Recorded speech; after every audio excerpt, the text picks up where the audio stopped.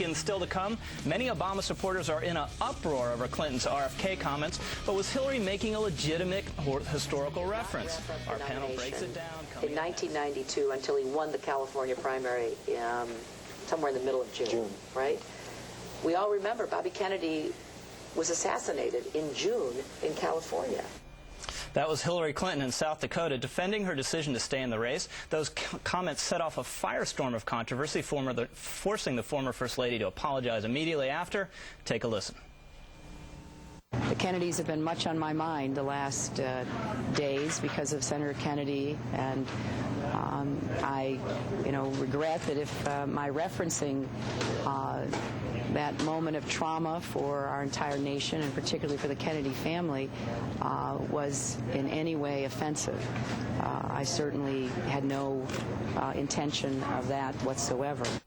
We continue now with our panel, and guys, I have to admit, I feel as though something's wrong with me because I've never felt so sympathetic to Hillary Clinton in the last few weeks. Eric, this seems to me such a bogus controversy. If you listen to the original context, it's clear she's talking about timeline. The key thing is June, not any assassination. Well, you're right, and give it to Obama. He actually downplayed it, although I think he's winking and nodding to his supporters who are going nuts over it. But, I mean, these people have been on the campaign trail nonstop for forever. I mean, I would actually trade McCain and Hillary combined, their gaffes versus Obama's gaffes and his 10,000 dead in Kansas and 57 states and what have you.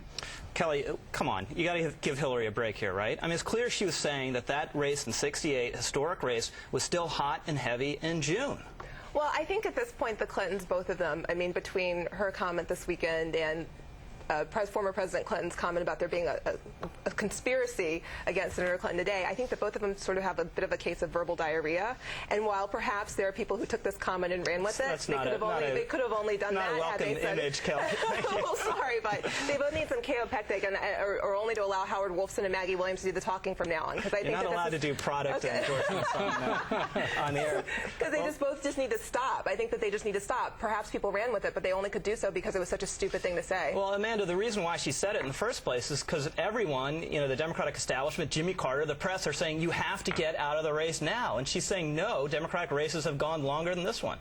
Yeah, she was making a case for staying in a prolonged Democratic primary. And the thing I fear about this is that certain things, even parts of history, are not allowed to be talked about because, she's facing a black candidate. And that's something I think we have to be careful of. But the second point is I think that the liberal commentators who are so clearly in the pro-Obama camp are jumping on this as a way to pressure her to get out. And that's really what this whole crisis is about. Actually, that's not completely true, though, because the statement wasn't factually accurate. She said her husband didn't wrap up the nomination until June, but he wasn't facing a real contest in June. She was right about RFK, and if you watch the entire quote, the way that it was worded, there was no need for her to reference the assassination. She could have very easily. No, she was making the point that race was still going. And Eric, I take your point, which I think is a very shrewd one, about how disingenuous the Obama campaign is about this, because his staff and his campaign stokes these controversies. They send around things attacking Hillary and videos and whatnot, and then Barack Obama himself pretends to be above it all and says, oh, this is no big deal.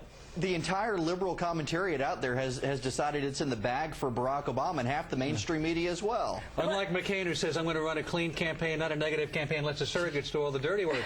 But it's amazing, Eric, what's amazing to me, Eric and Amanda, is that I hear all these conservatives, like my good friend Rich here, praising Hillary Clinton. She can do no wrong now.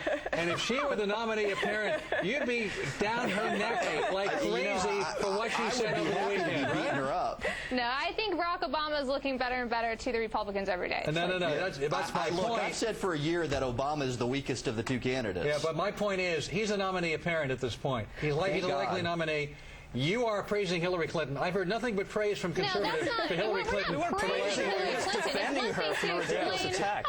Hey, we're just being fair and balanced. Fair and balanced. You're laughing at this, Kelly. We'll never be able to be good enough for Alan. It's true, Kelly, that the conservatives, they've never had this love fest they're having with Hillary Clinton. The whole gang, they feel so bad for Hillary. Because they know she won't be the nominee, likely. So let's bash Obama. Let's hit him over the head with Hillary Clinton. It's all for democracy, for the sake of democracy. Count every vote. Make Hillary the nominee. Poor Hillary Clinton never got a fair shake from the press, right, Eric? Poor Hillary Clinton, the victim of sexism. This is what conservatives are now saying in an attempt to hit Obama and hurt him. But I hate to end on like a non-funny note, but really seriously, you know, the anniversary of Bobby Kennedy's assassination is coming up. It's no secret Barack Obama has required much more security earlier than ever in the history of a presidential election, more Secret Service.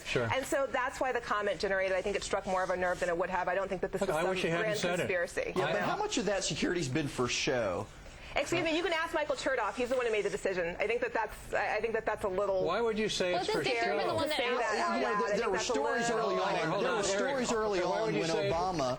There were stories early on when Obama was requesting Secret Service and limo, so he looked very presidential. Eric, it was not originally about security. It was about show. This is not a decision made by the candidate. This is a decision made by Michael Chertoff. Obama wanted to have the look of a presidential campaign by having the guys with the wires and the limo. The decisions are made by the Department of Homeland Security, not by the candidate. Thank you all very much for being with us.